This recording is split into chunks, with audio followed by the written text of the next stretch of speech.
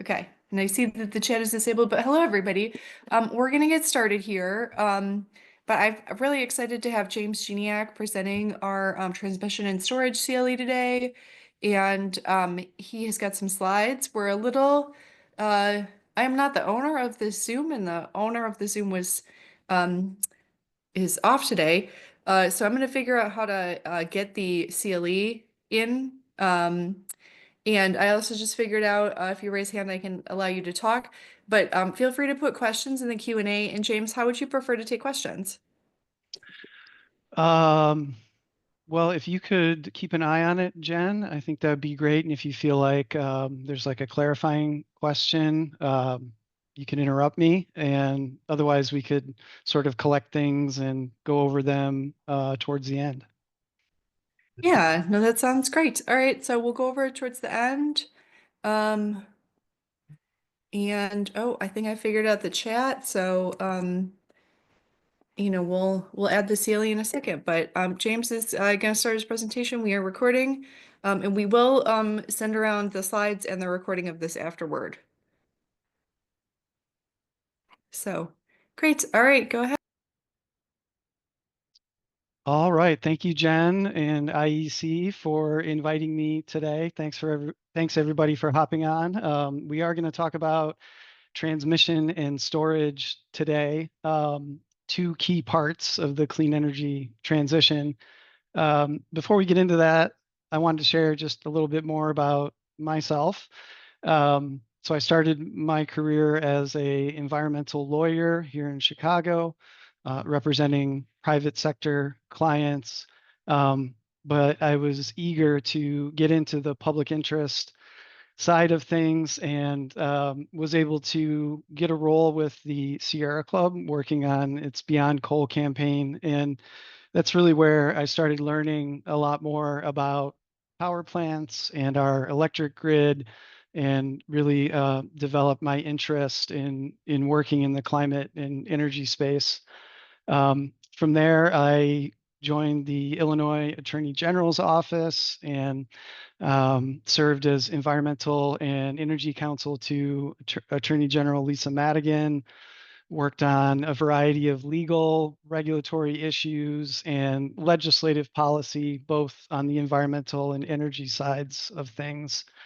And towards the end of my time there at the AG's office, I was able to do some analysis of power plants and emissions and do some expert testimony before the Pollution Control Board proceeding. And my interest in the analytical side of things led me to my current role.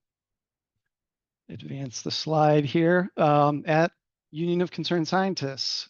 So UCS is a national nonprofit environmental advocacy organization. Our Midwest office is in Chicago. That's where I'm based.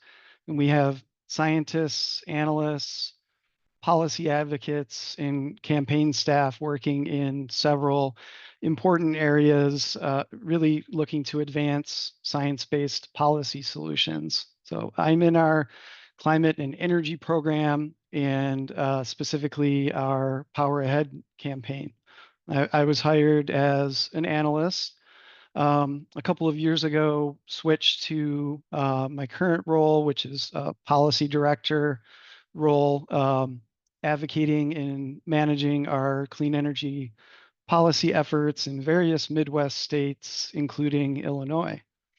UCS is a longtime member of both Illinois Environmental Council as well as the Illinois Clean Jobs Coalition, which I'll reference frequently today. That is the broad collection of organizations across the state working together to secure clean energy policies. So our plan for today, welcome and introduction, which we're doing now. And then I'll quickly give some background on Illinois' clean energy goals, the Climate and Equitable Jobs Act, as well as a current proposal by the ICJC, known as the Clean and Reliable Grid Affordability Act. And then we'll get into our two main topics, transmission and storage. And for each of those, we're going to highlight the role and the benefits that these provide and give you some underlying legal considerations that inform the policy proposals and where things currently stand in Illinois as far as advancing solutions in these areas during this current spring legislative session. And then we'll have some time for questions and discussion. So the Climate and Equitable Jobs Act, or CEJA, as we call it, this is the result of several years of advocacy, was passed in September 2021. And at that time, and I think it probably still is, the most comprehensive combination of state climate and equity action in the country. CEJA has numerous important policies and programs, but for today's purposes, I'm just going to highlight a couple significant things for us to remember on where Illinois is looking to go. The top line goal is for Illinois to have a carbon-free power sector by 2045. And two of the big pieces about getting there, we need to build a lot of renewables, wind and solar power primarily. And CEJA seeks to encourage that through setting increased renewable portfolio standards. We're looking to have 40% renewables by 2030 and 50% by 2040. Alongside that, CEJA established emission limits for coal and gas power plants. Those phase in over time between 2030 and 2045. And what this means, the emission limits means is that most of these plants will likely retire. There is the possibility that some of them may be able to install certain types of equipment or use different approaches to reduce or eliminate their emissions. But we're looking at really a fundamental transition of our power generation in Illinois. Most of the advocacy that we've been doing since CEJA passed was focused around getting the programs going, engaging in stakeholder opportunities around things like renewable procurements. But these major overarching goals of integrating high levels of renewables and phasing out fossil plants, these are big challenges when it comes to the power grid. And so what that means is we need to continue enacting policies and continually manage this transition so that we can accomplish our goals at a reasonable cost and also keep the grid reliable.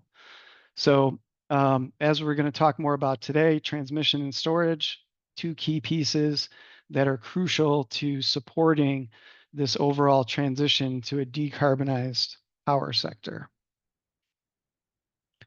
So the Clean and Reliable Grid Affordability Act, this is one of many energy-related policies that are currently pending before the legislature. And this is the Illinois Clean Jobs Coalition's power sector bill. Identical versions introduced in both the House and the Senate. There's a link here in the slides that you can look at later for more details about the wide-ranging set of policies in CERJA. But the two themes I want to highlight today are the bill contains additional policies we need to support achievement of CEJA's goals. As you know, we're a few years into implementation now, and the 2030 start of emission limits for several types of fossil plants, that's on the horizon, as well as an important second theme, which is responding to emergent challenges that we're seeing in the power sector. One of these is that we need to be building renewables faster. Currently, Illinois, we are behind schedule in reaching the benchmarks laid out in CEJA. Part of that is due to lengthy delays in getting projects permission to connect to the power grid. Additionally, in recent years, we've seen pretty significant volatility in what are called capacity market prices. So I'll talk more about regional grid operators later, but as we're seeing not only in Illinois, but in other states, retirement of older power plants. These grid operators have smaller reserve margins or extra power generating capability, and that's causing some pretty significant price challenges. As you probably know, we are also in a new era of load growth. And for the past 10 to 15 years, we've had essentially flat load growth. We've had successful energy efficiency programs. Those are able to cover any increases in new demand that we've seen. That has changed.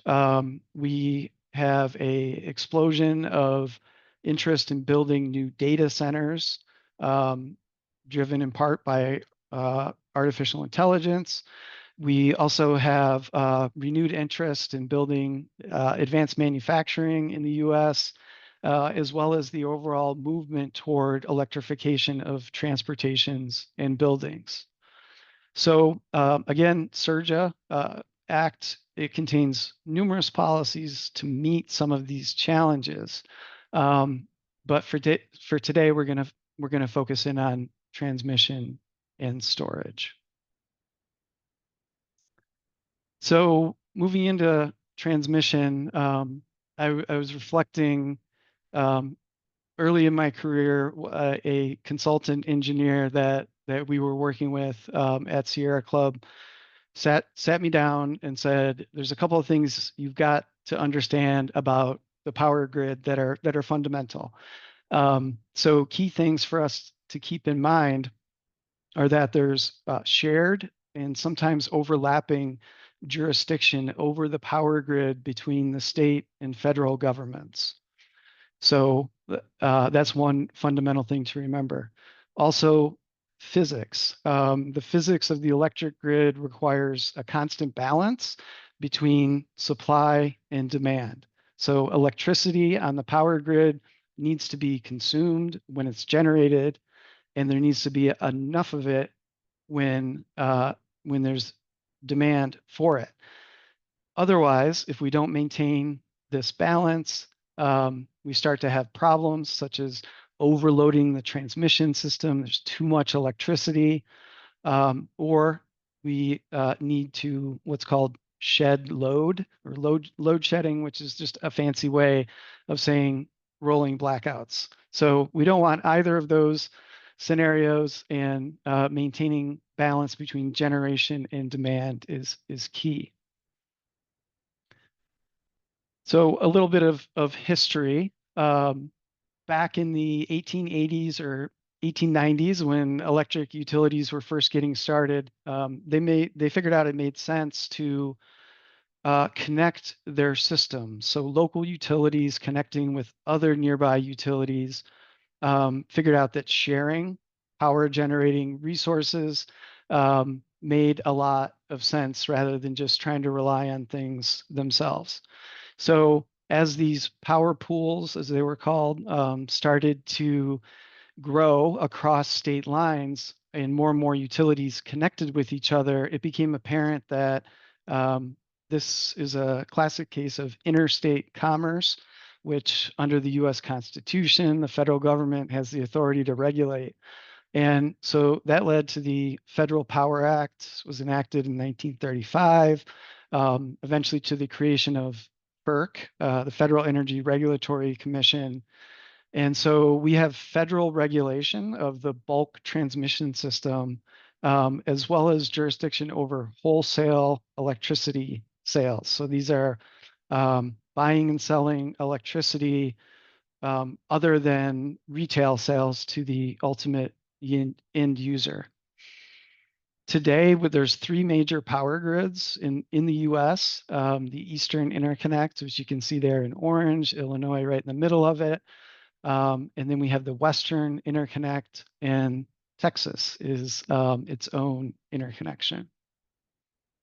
So when we say bulk transmission, or really just transmission in general, um, we also want to remember that it's distinct from the distribution system. So distribution grid are things like the poles and wires, in our neighborhood, ComEd and Ameren territories. And when the system starts to move to higher voltage transmission lines, that's sort of the dividing line between state jurisdiction over the distribution system, and then over to federal for the larger power lines that we have. Um, Beginning around the 1980s, FERC became interested in having more open access and competition in the electric sector. And that led to them introducing this concept of independent transmission operators, um, independent system operators, which we also call regional transmission operators, RTOs. And you can see Illinois is actually a part of two RTOs, MISO, the Mid-Continent Independent System Operator, and then PJM there as well. What RTOs do is they dictate when power plants dispatch and when and how they can connect and disconnect to the power grid. They don't manage the existence of power plants or the type of generation that's there. That is a state issue. States retain authority over power generating resources, as well as the siting and permitting of transmission infrastructure. But it's important when talking about transmission to know that a lot of the work and advocacy around it involves these regional transmission organizations and FERC. So focusing in a little more on the role and benefits of transmission, I wanted to use MISO's current effort around long-range transmission planning to highlight some of these things. So our existing power grid was built around traditional types of power plants, coal, nuclear, and gas. Today, we have clean resources, primarily wind and solar, that are they're more cost effective and reflect where states want to go with their climate policies, as well as the many utilities plans for future generation. So these resources are often not built in the same places on the power grid as the older plants they're replacing. So we need to have the transmission grid needs to have the capacity of power lines to allow new renewable projects to connect and get their electrons on the system, as well as the capacity to be able to move this electricity around the grid. So wind power especially needs to be able to be moved from areas of high wind speeds to load centers, such as cities. For solar, we have both distributed as well as utility scale projects. Right now, we have a lot of congestion on the system, which means that renewables that are already connected sometimes need to be curtailed or reduce their output because their electricity can't get through. New renewable projects often have long wait times or like expensive network upgrade costs in order to connect. So what all this means is that the benefits of a modernized transmission grid means that lower cost, lower carbon resources able to provide electricity to customers, and the ability to transfer power between regions is crucial in times of extreme weather events, and generally to support a high renewable grid, which is renewables are dependent on weather conditions, and we need to be able to move electricity efficiently from different areas if it's windier or sunnier in those areas. So what MISO is doing here, this is called its long-range transmission planning process. And you can see here that these are two sets of project portfolios called Tranche 1 and Tranche 2.1. And MISO has approved these for the upper Midwest. And um, again, RTOs, they do transmission planning, but you can see that these lines, they're really about connecting point A to point B. They're not an exact route because siting and permitting of transmission lines is reserved for the states. So currently, Tranche 1 has lines that are currently under review by the Illinois Commerce Commission. Ameren has proposed those projects, and we'll have Tranche 2.1 coming soon. So with all of this background and explanation, the question is, what can states do when it comes to transmission?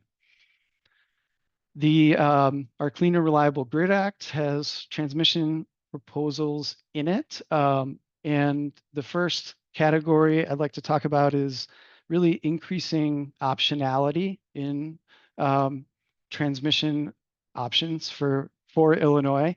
We want to ensure that state policies are not standing in the way of options to more quickly and cost effectively expand the transmission grid.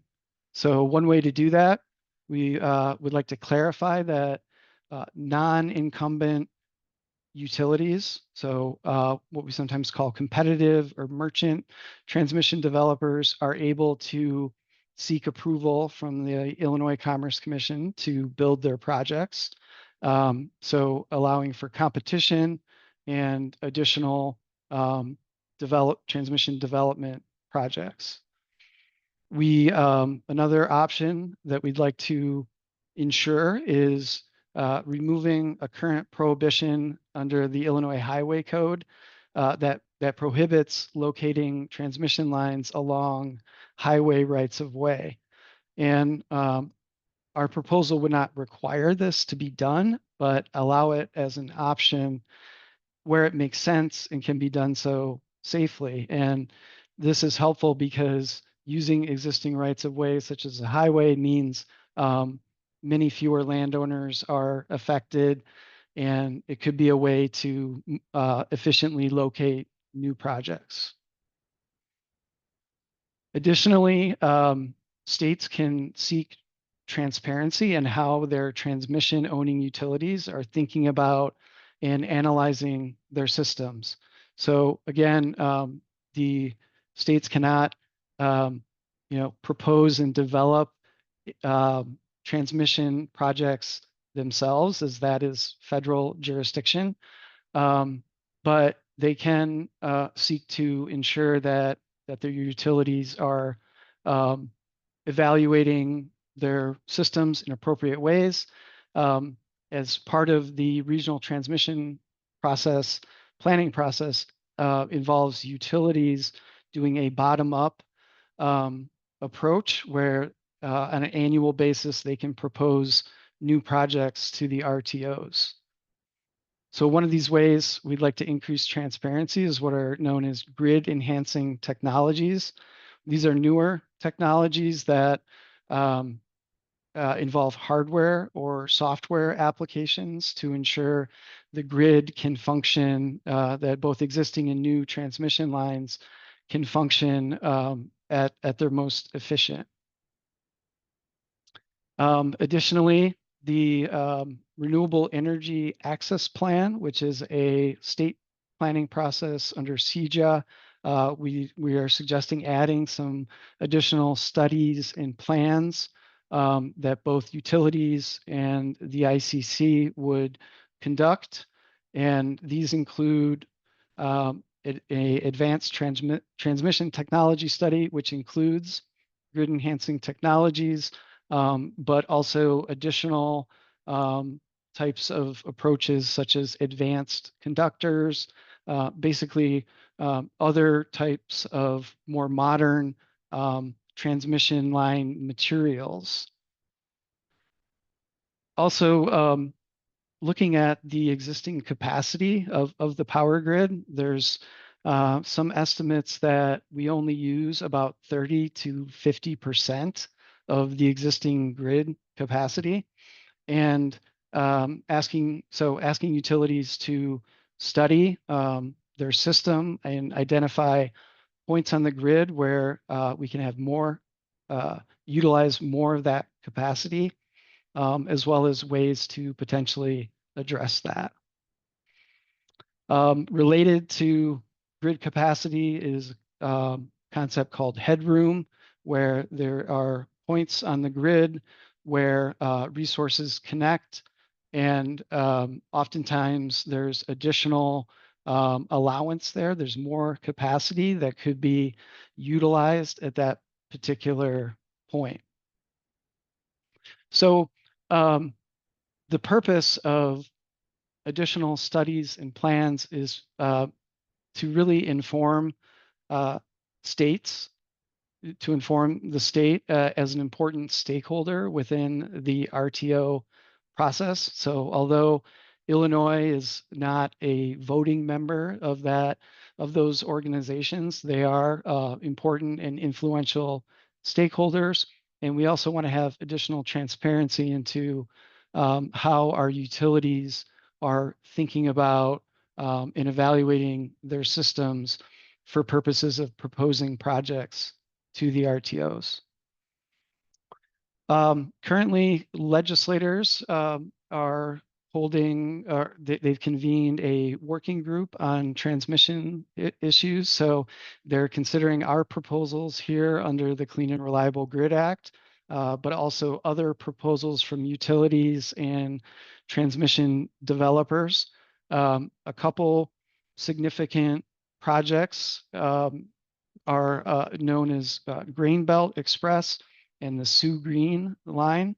So these are high voltage direct current projects, which that technology allows renewable energy to be transported very efficiently over long distances, and with a endpoint either in Illinois or very close by, to help bring additional geographically diverse renewables to our state. Okay, so let's get into energy storage. And whereas transmission is all about moving electricity around the power grid, storage is about holding that electricity in various places on the grid for use at a later time.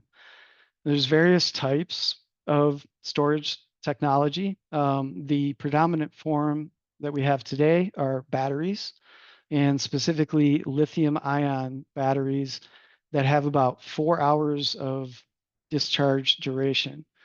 There's other types of energy storage, such as pumped hydro, compressed air, thermal flywheels, etc. There's also continuing research into other battery chemistries or formulations, including batteries with much longer discharge duration, such as iron air batteries. But again, lithium ion batteries are by far the most common application, and that's the primary technology we're thinking about today for the power sector. So why is storage important? Again, physics. So to maintain the constant balance we need on the power grid, there's traditionally two options. One is either increasing or decreasing the output of power generation facilities, or trying to influence the amount of demand at certain times. So offering incentives for customers to reduce their usage at peak times.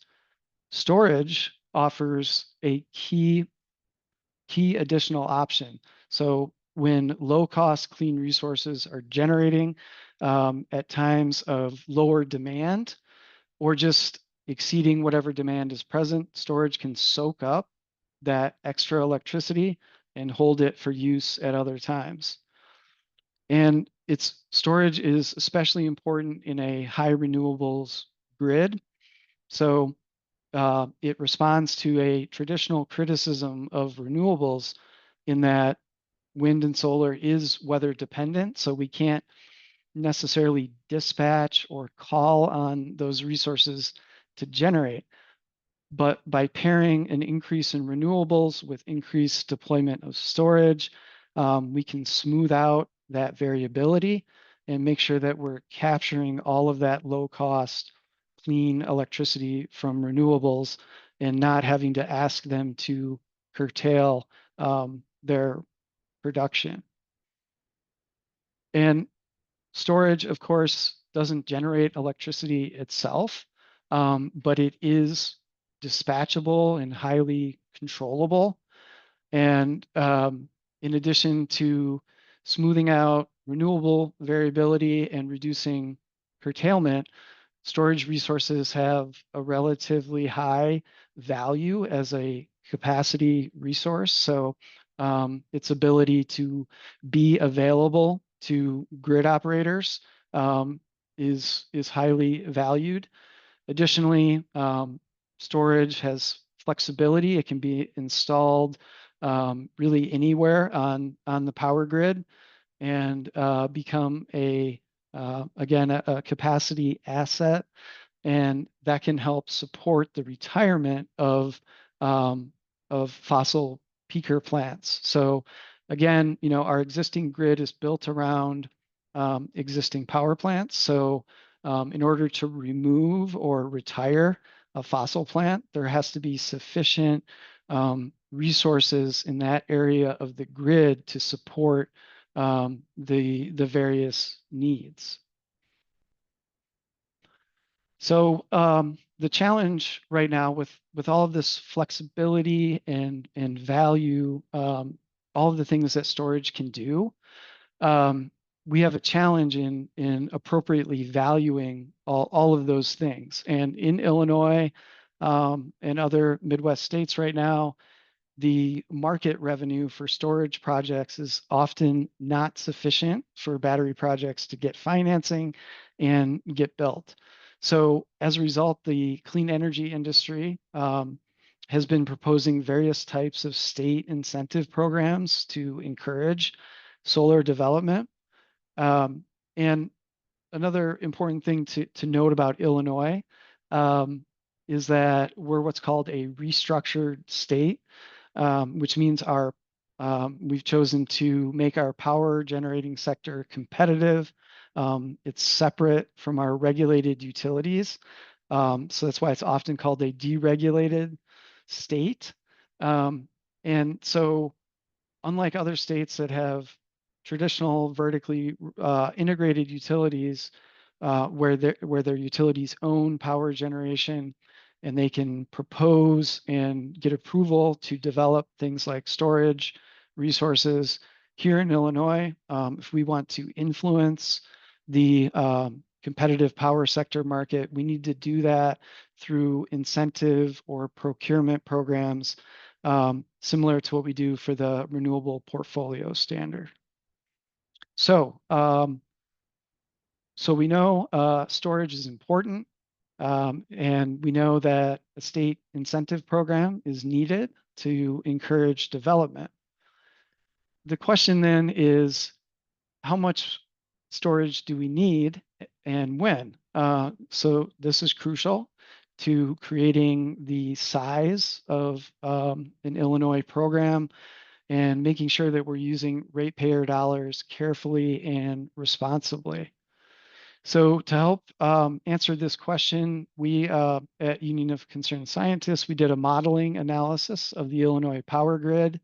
It's called Storing the Future, and there'll be a link here you can look at for further information. We used a open source energy model called Python for Power System Analysis, or PIPSA, and we inputted coal and gas plant retirements and asked the model to optimize the mix of clean resources needed to replace that fossil capacity under different scenarios of load growth, and whether Illinois maintains its status as an energy exporter. We recommended that Illinois should have an initial target of at least 3 gigawatts by 2030 of energy storage resources, and that will put us in a good spot toward our 2035 needs, which have variability depending on what's happening with the power grid, how fast is our load growing? Are we wanting to continue exporting electricity and so forth? So as I mentioned earlier, the clean energy industry pushed hard for creation of an Illinois procurement program for storage, especially leading up to this past January's lame duck session in the legislature. Ultimately, what the legislature did was pass an amendment to the Public Utilities Act, creating a new subsection. And what it does is it directed the ICC to conduct workshops in February and April, which we just concluded. The ICC will submit a report and recommendations to the legislature by May 1st. We have a draft report that just came out on April 1st. It recommends the use of index storage credits for an initial procurement that would happen this summer. And the way that index storage credits work is similar to what we do for renewables right now.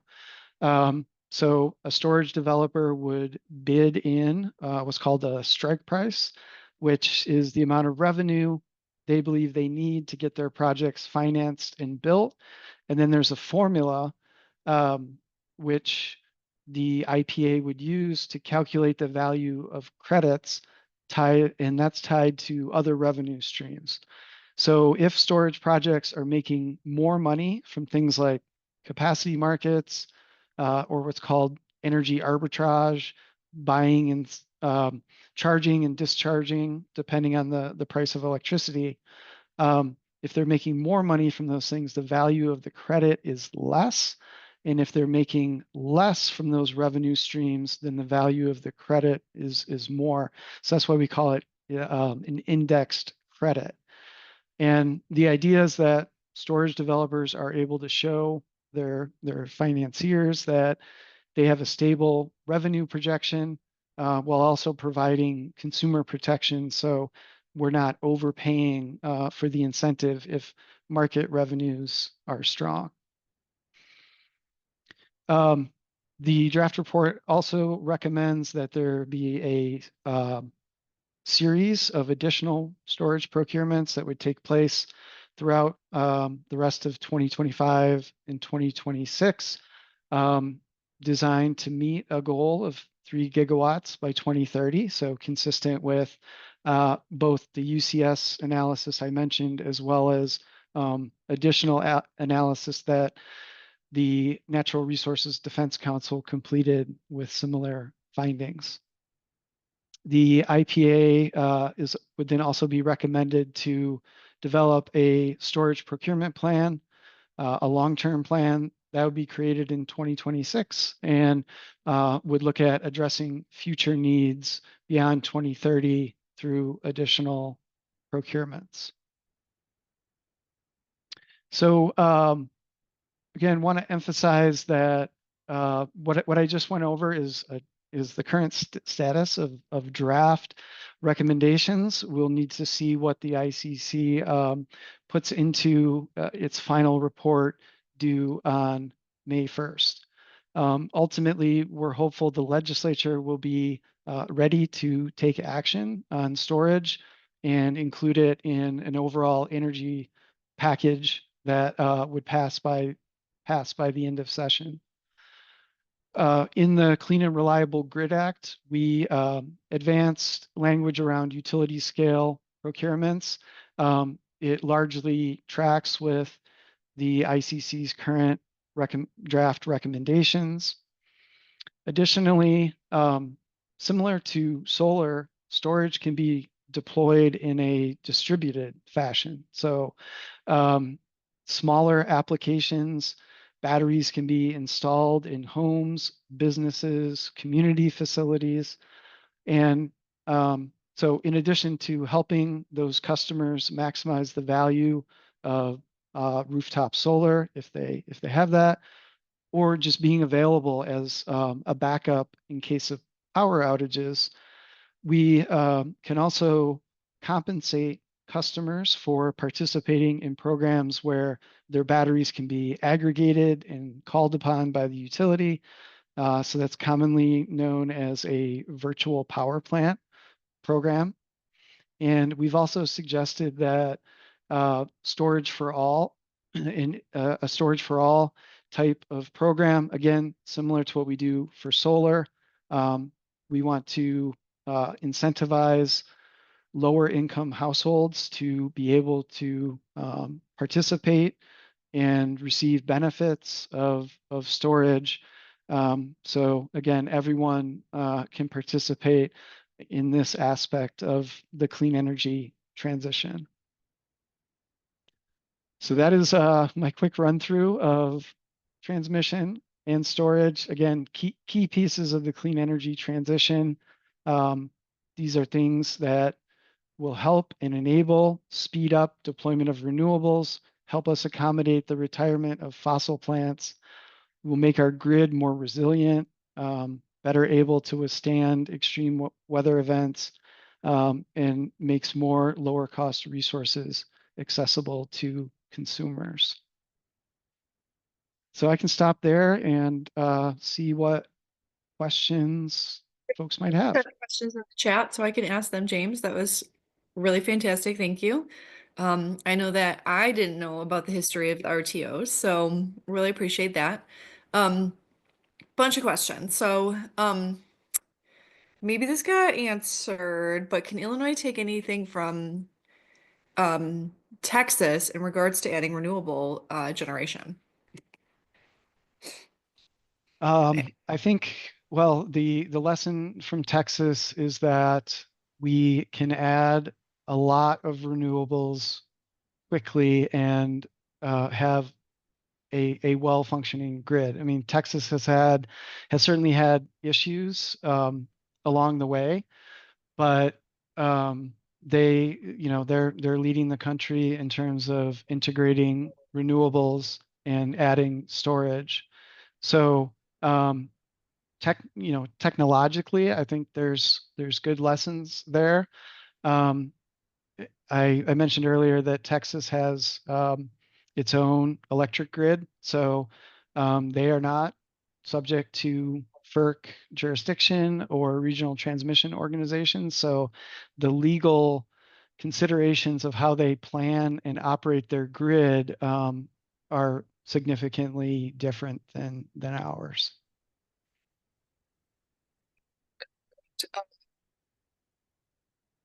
Oh, so Mike had a question. I use ChatGPT a lot in researching renewables and writing letters to Congress people. Is that okay in regards to energy usage?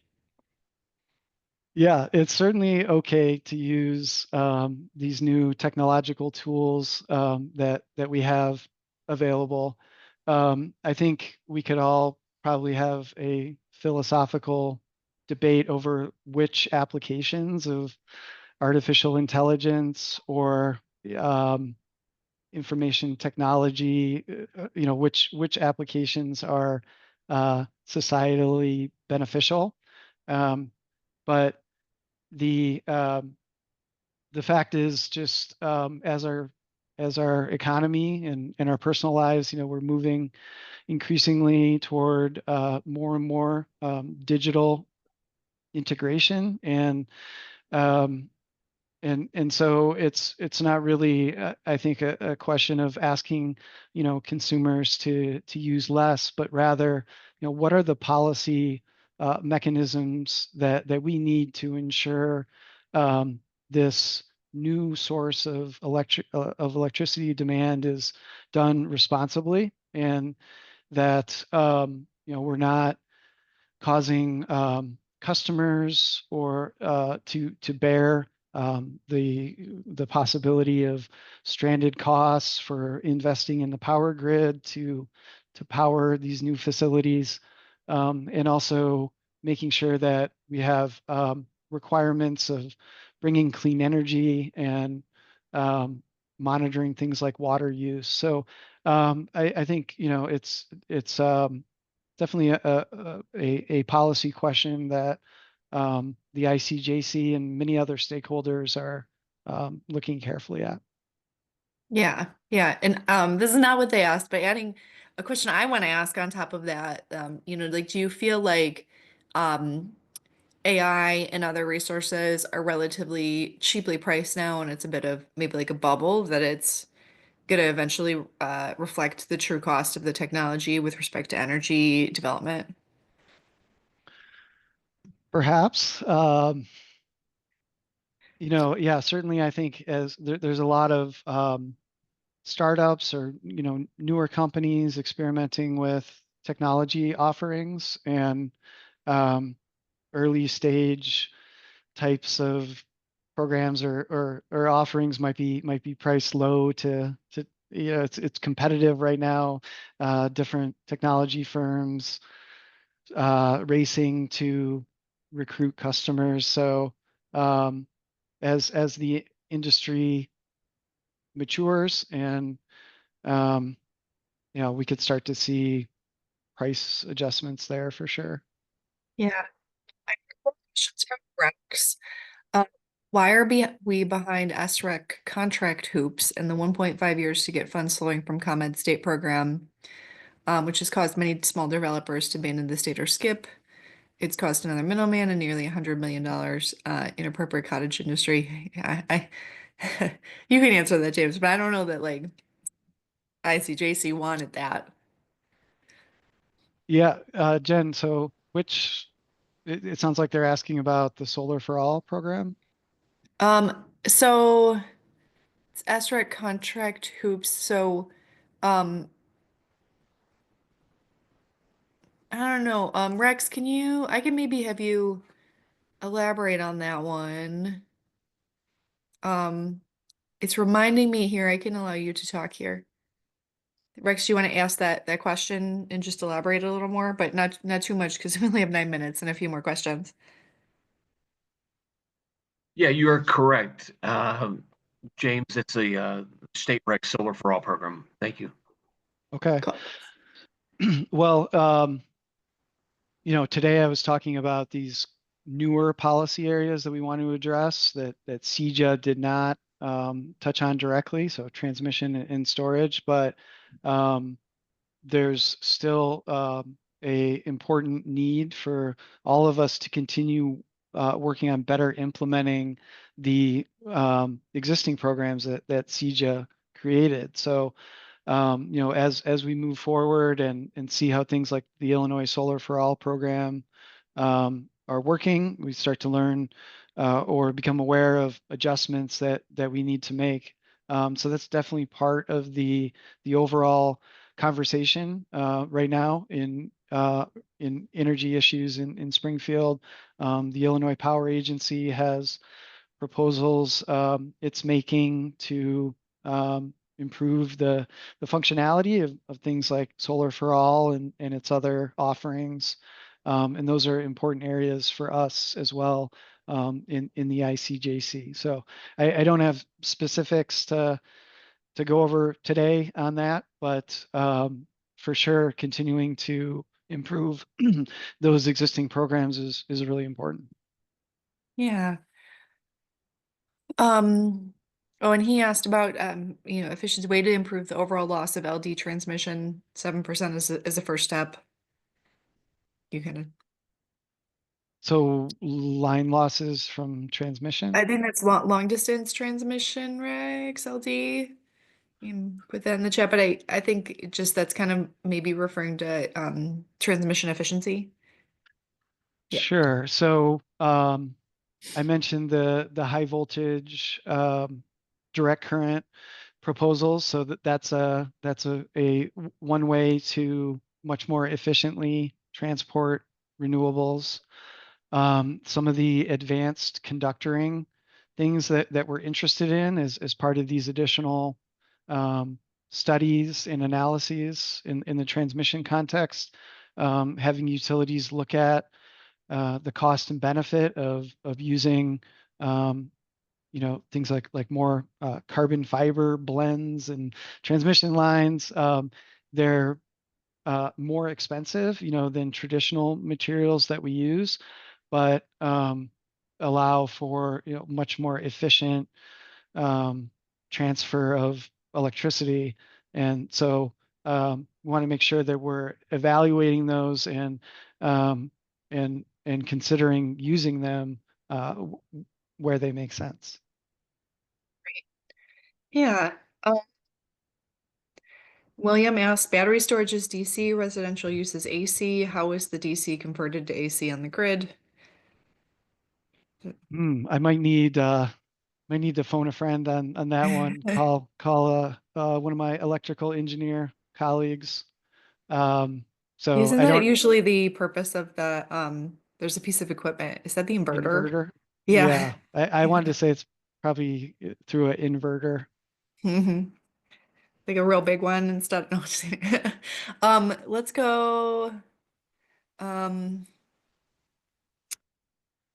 uh, Actually, Rex, you asked a question. Will coal education, the clean coal silliness, ever going to leave the fixed charge of 50 cents to $1 per month for every bill in Illinois? And actually, like that piece of legislation is under consideration for extension right now. And we haven't necessarily opposed it. It's this charge, half of which used to go to solar rebates, half of which used to go to clean coal. I will tell you the solar rebates don't go to solar rebates anymore. They go to the Illinois Green Economy Network, and the coal doesn't go to coal education or clean coal anymore. It goes to a like the coal safety program at DNR and funds the staff there. Not that we need that, but it did there's one thing Bruce Rauner did. It was end the coal education program at DCO. Um, so, you know, there was that. But there's a bill to extend it right now, and it's not making changes to what the overall thing. It just extends the fee, and that's it. Okay, there were a few questions. What was the price input for societal cost of carbon per megawatt hour? As per ton is difficult for the average person to convert on build to volumetric units. Does that make sense, that question? Um, Maybe it's in regards to the modeling project that we did. Mm-hmm. Um, so we did not add a social cost of carbon. We used the cost projections for different technologies or different types of generating resources, and so that's provided through we use the National Renewable Energy Laboratories annual technology baseline for that. Um, so yeah, so that's how we analyze the costs of different technologies. Great. Well, we got 3 minutes, so I actually okay, like so let's do the FERC question and then we'll end on nuclear power. So you pointed that there's limits on state powers to construct and manage the grid and that we're dependent on FERC and other federal organizations. How are those federal organizations performing their responsibility? What are their prospects for the abilities in the future? And maybe if you just want to comment about interconnection in general. That was my question added on. Okay. So, FERC is ebbs and flows depending on, the makeup of the commissioners. They have, I think, issued some really important orders over the last few years that require the regional transmission organizations to do things like study how to or make proposals of how to improve interconnection processes, make proposals about how they're valuing things like battery storage, and so then each RTO submits a compliance plan in response to those orders, and then there's a docket where we can argue about whether those different plans are sufficient. So it means that there's some variability between the different RTOs. I think when it comes to planning purposes, I highlighted MISO as and its long range transmission planning is what we think is a strong example of what RTOs need to be doing to facilitate this overall clean energy transition. And those projects I showed on the map, that will enable renewable projects to be able to connect to the grid more quickly. Right now, there's a lot of congestion issues, and it slows down the process for approving those kinds of things. So PJM is in a much different place with its planning. There's been some recent improvements, but we have a lot of advocates that are working hard to improve all sorts of issues around what we call the interconnection queue and try to get those clean energy projects moved more quickly through them. Great. Do you just want to, well, do you just want to give a quick sentence on nuclear power and then we'll end it? Well, I mean, nuclear, Illinois continues to have the most amount of nuclear generation than any other state. I will say, in our modeling project that we did, we assumed that the existing nuclear plants would continue to operate for multiple decades to come. And so I think existing plants are one thing. There's also a lot of interest in new nuclear, especially what are called small modular reactors. We at UCS are skeptical of that technology right now. We're not opposed to continuing to research it, but we think there's some significant challenges in terms of its cost effectiveness and ensuring safety. So in our advocacy, we focus on the safe, cost-effective technologies that we know are available, renewables, energy efficiency, battery storage, and putting policies in place to really accelerate the deployment of those technologies. Right. Yeah, thank you. Yeah, and I would just say maybe we'll get this the next one. They're trying to repeal the large nuclear power moratorium. Both the small and modular or small and large seem very far away in terms of their ability to complete them. And, we really need to watch whether the fight is between renewable and methane gas development right now, and how we deploy renewable energy as quickly as possible. So that's been a great talk by James. Thank you so much for doing this. And just again, for folks, you do need to fill out the form and I will get you your CLE certificate. Thanks so much for coming to this and participating. If you wanted to teach a CLE in the future, contact me because we're going to do a little series in June on environment. It's a great way to get the word out to folks on environmental law, administrative law issues. And I just want to thank everybody for joining. This is a really great group, great questions, and great presentation, James. Thanks. Thank All you. right. Bye, everybody.